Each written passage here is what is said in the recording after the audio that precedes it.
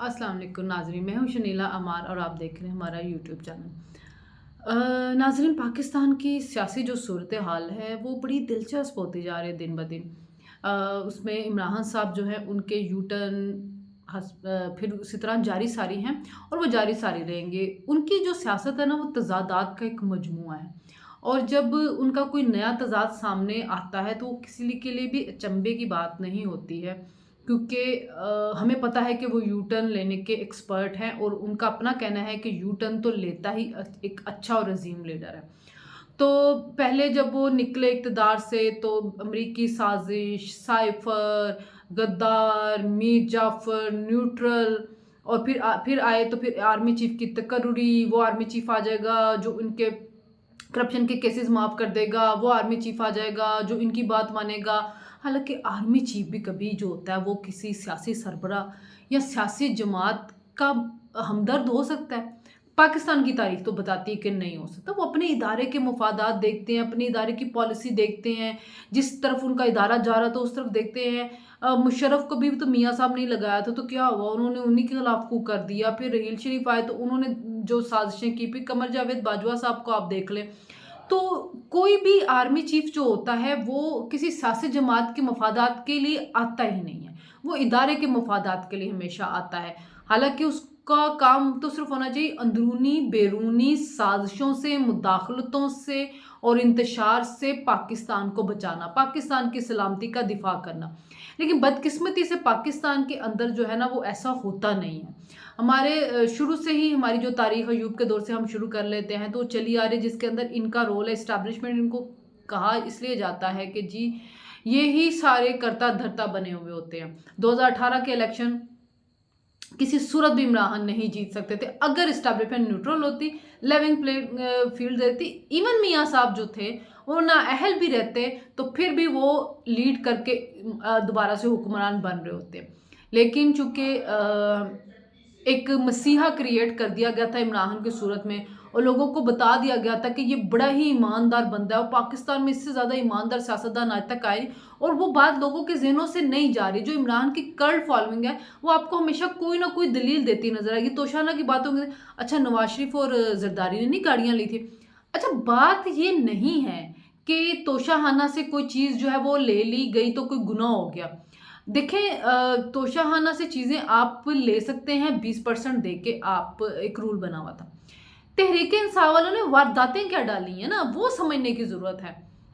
इन्होंने शो ये किया कि हमने यहाँ पे F6 की एक मार्केट में वो घड़ी बेच दी। पहले तो बेची, फिर गए असेसमेंट करवाई और उसका 20% दे दिया। यानी कि जो 2 करोड़ दिया, 5 लाख की घड़ी उसको जाहिर की, 2 करोड़ में आपने खरीदी, 5 करोड़ में आगे बेचती। इन्होंने किया ये कि वो जो दुकान है ना F7 की, उसकी शक्ल है कि वो इतनी महंगी ग्राफ की ये जो है डायमंड्स वाली जो है घड़ी खरीद सके, 7 के 8 कैरेट उसमें अंदर डायमंड है।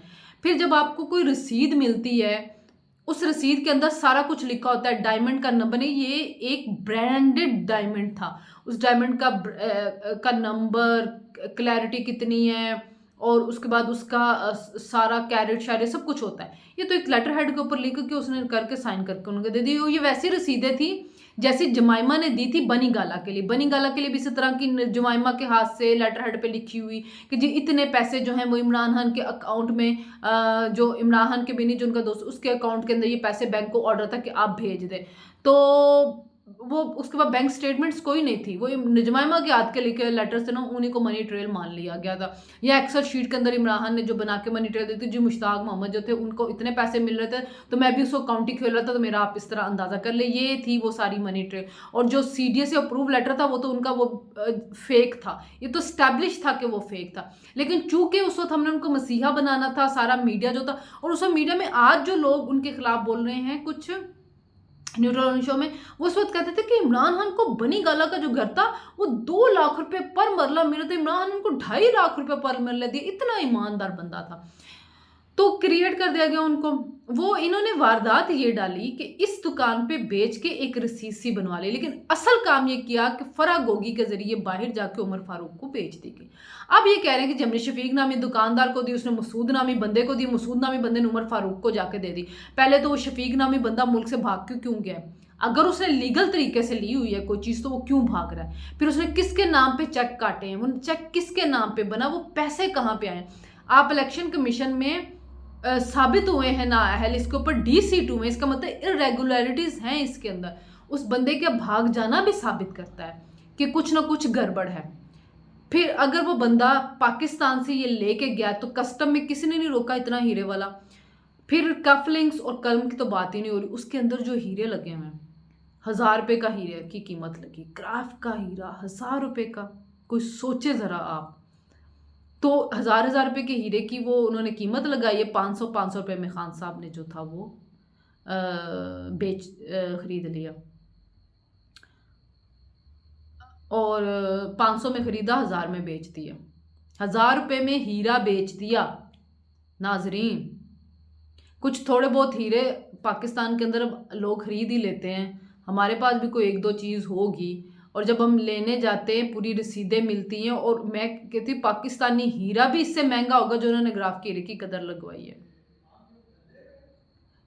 तो ये इतनी इन्होंने इसके अंदर ये सारी गैर कानूनी हरकतें की हैं, ओछी हरकतें की हैं। देखिए, आपको एक घड़ी मिली, आप एक तरफ आपके जो कल्ट फॉलोइंग थी वो हमें सुनाती थी कि जिसका साइन किया हुआ शर्ट जो है वो करोड़ों की बिक जाती है, उसको तोशाहाना के तहत बेचने की क्या जरूरत थी? और खान साहब ने आके कहा जी मैंने बेची है, मैंने बेच के सड़क के ऊपर पैसे लगाए। सड़क पे कितने पैसे लगाए? 20 लाख रुपया लगाया। तो बाकी पैसे फिर कहाँ गए? और बेचने की जरूरत क्यों पड़ी? आपने दुनिया को क्या बताया कि पाकिस्तान एक इतना फकीर मुल्क है कि एक दोस्त मुल्क ने आपको एक घड़ी दी और आप जाके उसको दुबई के अंदर जाके बेच रहे हैं पहले। और अगर जाके बेची है तो पैसे पाकिस्तान में कैसे आए हैं? अगर बगैर डिक्लेयर किया है तो मनी लॉन्ड्रिंग। अगर आप यहाँ से ये सोना लेके, ये हीरे लेके गई हैं, आपने डिक्लेयर नहीं किए तो ये भी गैर कानूनी है। वो जो मसूद नामी शख्स लेके गया दुबई, वो कैसे लेके गया? उसको किसने फैसिलिटेट किया कि वो ये यहाँ से जाहिर किए बगैर ये जो था हीरे शीरे जो था वो बाहर लेके चला गया? तो ये सारी चीज़ों के अंदर जो है ना बहुत ज़्यादा घपले हैं। फिर इन्होंने काम ये किया कि 20% का इन्होंने कानून जो था उसको 50% किया, लेकिन फिर जब 2019 में इन्होंने तोहफे लिए तो इन्होंने 20% दे के लिए। फिर उसके बाद से इन्होंने कोई तोहफा शो ही नहीं किया, यानी जब 50% करते शो नहीं किया। वो डिनर सेट थे, वो वॉल हैंगिंग थे, वो डेकोरेशन भी थे, सब कुछ उठा के ले गए ये लोग, जाहिर ही नहीं किया इन्होंने। बहुत से अब ये स्कैंडल भी सामने आएंगे। तो ये हैं बेईमानियां जो इन्होंने तोशाहाना के अंदर की हैं। फिर उमर फारूक को ये लोग कहते हैं हम तो जानते ही नहीं हैं। फिर फैसल वाडा के साथ भी उसकी तस्वीरें आ रही है, वो खुद बता रहे कि मैंने इमरान खान के कहने पे उसको मिल रहा हूँ। फिर उसके बाद आपकी उमर अयूब की उसके साथ तस्वीरें। फिर फवाद चौधरी की तो कल चैट दिखा दी है उसने खानजादा ने कि वो तो उनके साथ बिजनेस कर रहे थे। वैक्सीन का वो स्कैंडल जिसको शेयर किया शहजाद अकबर ने कि नॉर्वे के अखबार में आया था, वो उस स्कैंडल में तो फवाद चौधरी जो है वो उनको फैसिलिटेट कर रहे हैं, उनके साथ बात कर रहे हैं, एमओयू साइन करने की बातें हो रही हैं। किसी एंकर का उनको सीवी भेजा जा रहा है कि ये बहुत अच्छी है, ये आपको इसको कहीं एडजस्ट करें। तो ये इतनी मुनाफिक और करप्ट पार्टी है और दिन रात बैठ के लोगों को भाषण देती है। आज कह रहे हैं कि जी मेरे कुछ करोड़ पे तो उनके 16 अरब पे, तो साबित तो करें ना कहीं। ना बरतानवी तहकीकाती एजेंसी में साबित हो सके, ना ही आपके नैब एफएम में। सिर्फ आपकी जहनी इख्तरा है, आपने सोचा हुआ है और आप उसके तहत इल्ज़ामात लगा रहे हैं। एमन फील्ड का जो था मरीम नवाज जो है वो ट्रायल से होती हुई वो वहाँ से फारिग हुए। आप तो अभी से डर रहे हैं। फराह गोगी को आपने भगा दिया, वो फराह गोगी का मियाँ कहता मैं क्यों पाकिस्तान आऊँ? इतना अगर आप लोगों ने लीगल काम किया तो आप डर क्यों रहे हैं? हुकूमत अच्छी है ना, आपके ऊपर कोई 20 किलो की जो हीरोइन नहीं डाली जा रही, या आपको नोटिस दे के फौरन गिरफ्तार नहीं किया जा रहा। नैब के जो कानून तब्दील हुए हैं उसमें फ़ायदा आपको पहुंच रहा है। आप बैठ जाते हैं और आपका जो दिल चाहता है इल्ज़ाम लगाना शुरू करते हैं। आप कहते हैं जी आर्मी चीफ की तैनाती से मेरा कोई ताल्लुक नहीं है, हुकूमत और एस्टैब्लिशमेंट की आपस में लड़ाई हो रही है, तो हम क्यों अब एस्टैब्लिशमेंट के साथ लड़े? यानी कि आप ये देखिए, कभी अमेरिका जो था वो साजिश करता है तो आज अमेरिका से हमने अच्छे ताल्लुकात करने। कभी वो मीर जाफ़र और न्यूट्रल जो मीर जाफ़र और मीर सादिक होते हैं, आप न्यूट्रल नहीं रहते, आप कहते हैं जी हमारी तो उनके साथ सुलह होना चाहिए, आप आ जाएँ, आप हमें सपोर्ट करें। अब हुकूमत की क्या एस्टेब्लिशमेंट से लड़ाई हो रही है? ये खान साहब ये समझ रहे हैं कि जनरल बाजवा जो एक्सटेंशन चाह रही है, जो उनको शायद किसी ने बता दिया, हुकूमत नहीं देना चाह रही, तो इस वजह से उनकी आपस में कोई अनबन हो चुकी हुई है।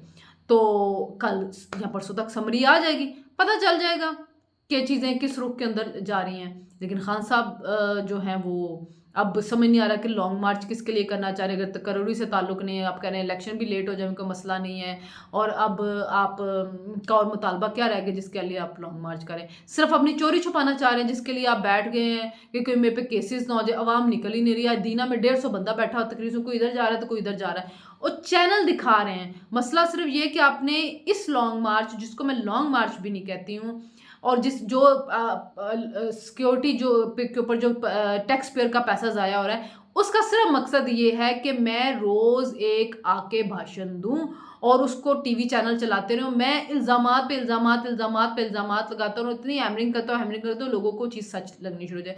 और हो भी यह है, ये लोग सोशल मीडिया पे इतना झूठ बोलते हैं, ये इनके सहाफ़ी और इनकी कल्ट फॉलोइंग, कि पहले से तैयार कर लेता है कि बस खान साहब के ऊपर कोई इल्ज़ाम आने लगा तो फ़ौरन से तैयार कर लो कि हमने इसको झूठा साबित करने की कोशिश करनी है।